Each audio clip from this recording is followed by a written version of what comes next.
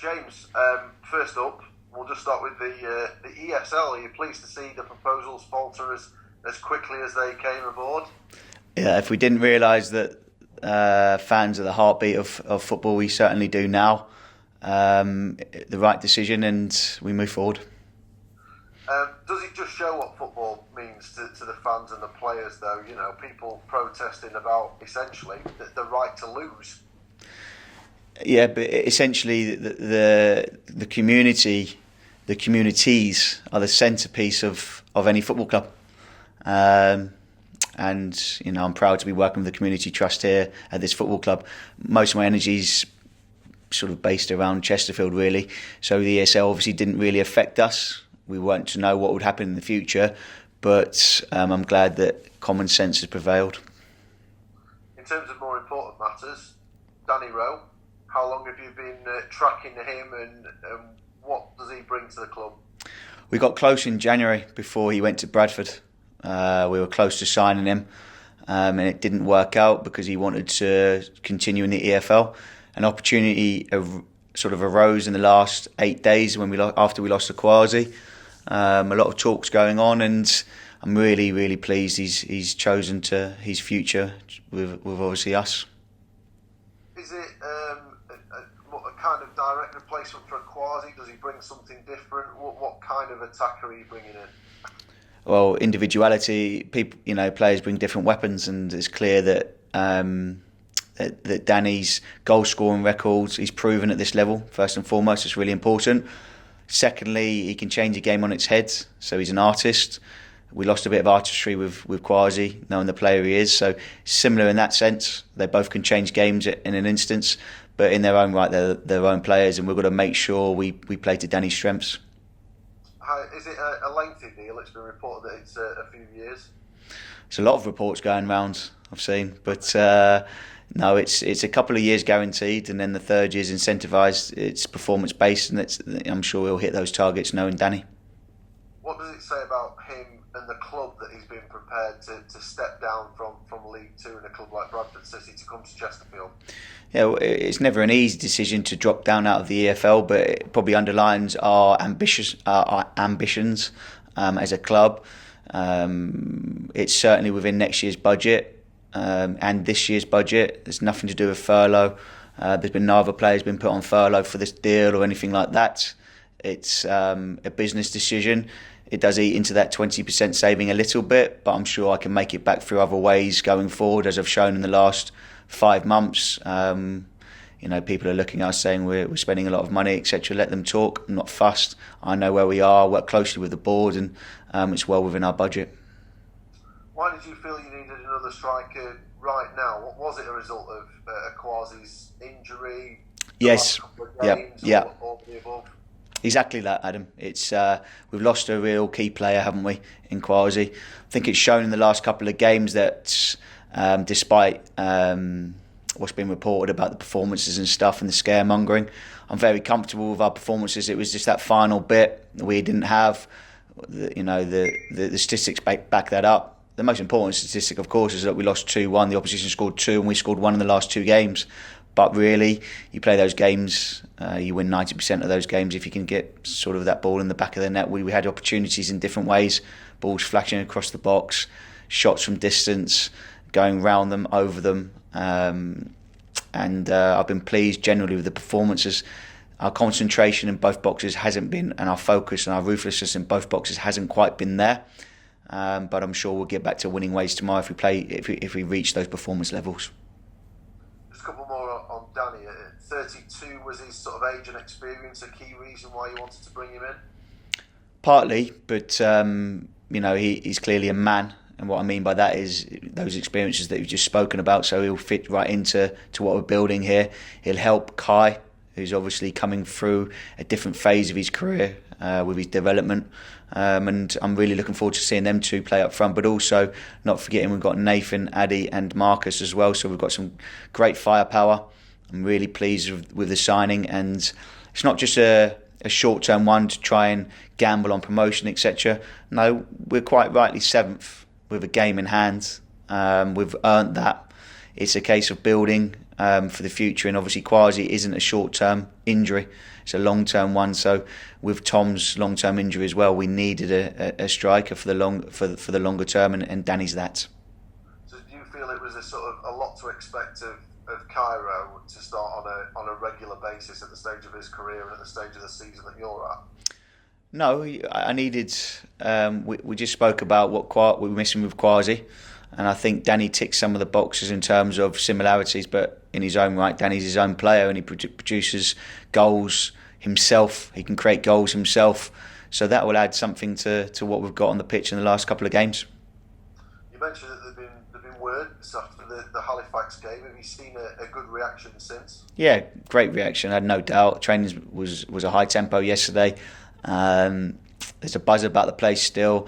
That's not lost. One loss or two losses, which we had before the 5-game winning streak. It happens. This is a competitive league, very challenging. Teams bring different challenges, as I said, and we're going to focus on ourselves, realise and analyse the performances. And on the whole, the last 2 games, we've played a lot worse and won games. So we've got to remember that. And we've got to focus on reaching those performance levels tomorrow. Do you find it's better to have an open dialogue after when a game doesn't go the way you want it to? People are able to speak their mind and say what they need so that you can learn, because you're not going to win every game, you're not going to have a good performance every game, etc. Do you mean the players or just people in general? Between all of you, between the staff, yourself and the players, and just being able to have that sort of open dialogue so that everybody knows where they stand. Yeah, it's very important. We're trying to build that environment where there's trust, but ultimately it comes down to the individual's performance. You can plan what you like, you can give any instructions as a manager or a coach, but ultimately when they cross that line, predominantly they're in control of their own decision making and their togetherness. What I didn't like was the 10 minutes in the first half when we conceded the second goal. It wasn't good enough. That was the only disappointing part really of that 90 minutes, because in general, if you've got 19 shots to 5, I think it was, quadruple final third entries and penalty area entries, realistically we've got the ball position to win the game. Halifax came with a game plan. They didn't really dominate the space at all because we got through 29 times in the final third in central areas in safe possession. So they didn't really block it off very well at all. We just didn't utilise the ball position. Did you see enough from James Montgomery to keep the gloves this weekend? You'll find out tomorrow, but it's healthy competition for that position. I mean, recognising that you're fighting for the playoffs is already a bit of a bonus this season, James. Do the recent results put a bit of extra importance on the Wrexham game? No, because we know what we want to hit after these next 9 games. We know we're ahead of where we thought we would be at this stage of the season. We're safe.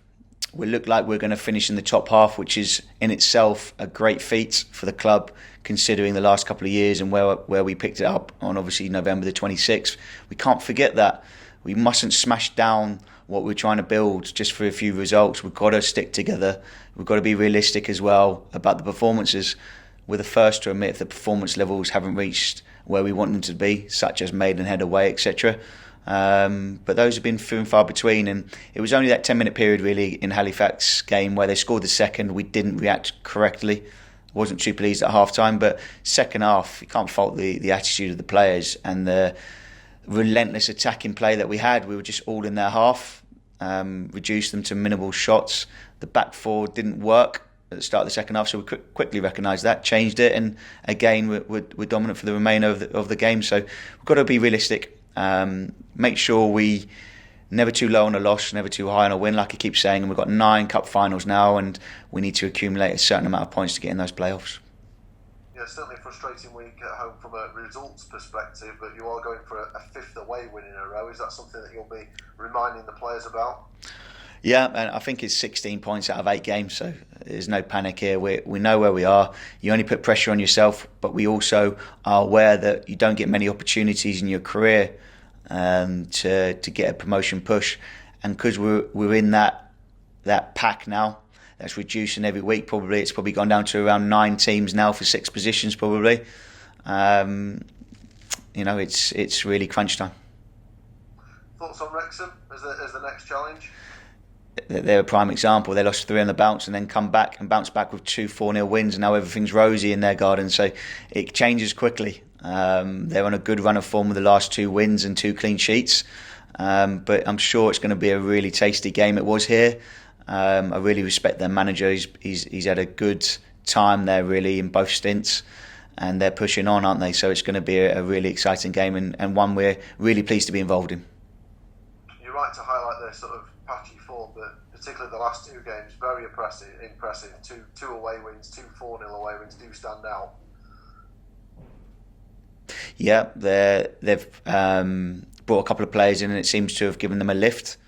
Not really changed their style much. They're consistent in what they're doing, and we'll be ready. But ultimately, I want to make sure we influence it our way.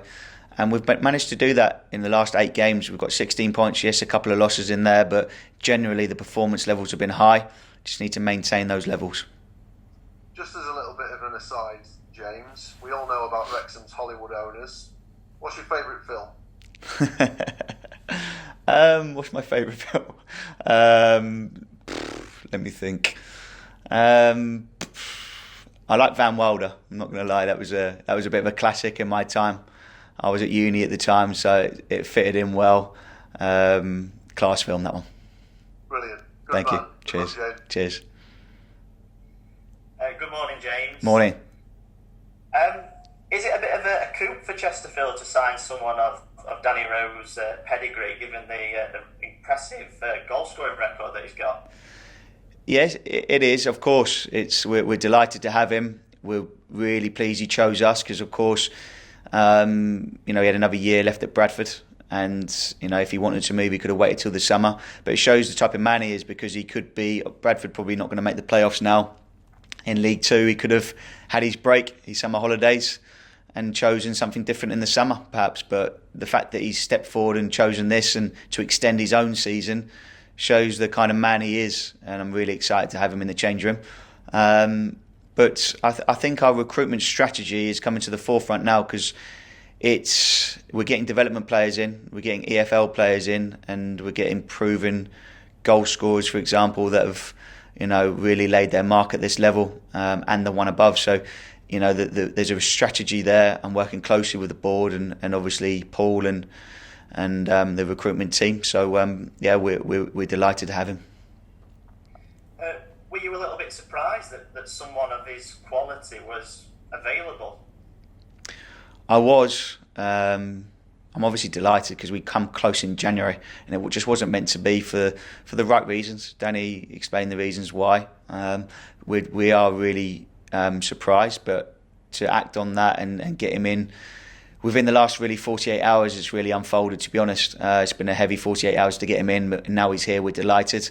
And I think it will bring a fresh energy to the change room needed, because when you get rocked by obviously Hayden's injury, we try and overcome that as a collective. It hurts you as a team, and then the Quasi one out of nowhere as well. It's 2 big blows, and Hayden and Quasi have been at the forefront of what we've been doing.